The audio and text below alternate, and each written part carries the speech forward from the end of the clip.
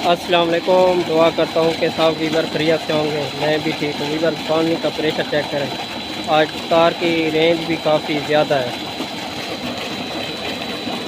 1700 foot है तार की रेंज। पानी का प्रेशर चेक करें।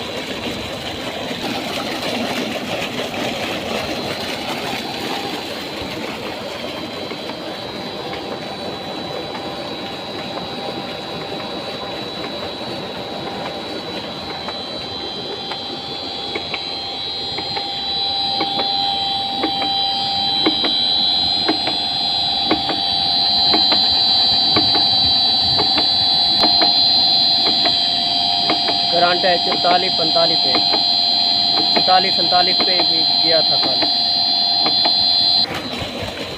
आज मौसम भी कुछ साफ़ नहीं है, जिसकी वजह से करंट आज कम है। अब हम आपको तार की रेंज दिखाते हैं। तार देखें,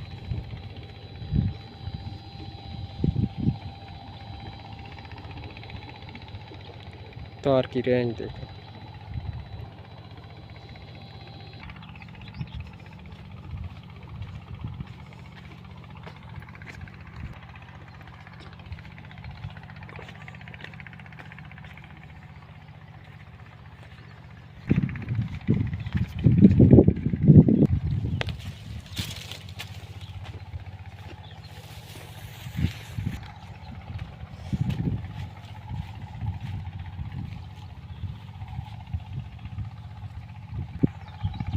और ये तार आ रही है, ये 1000 फुट है।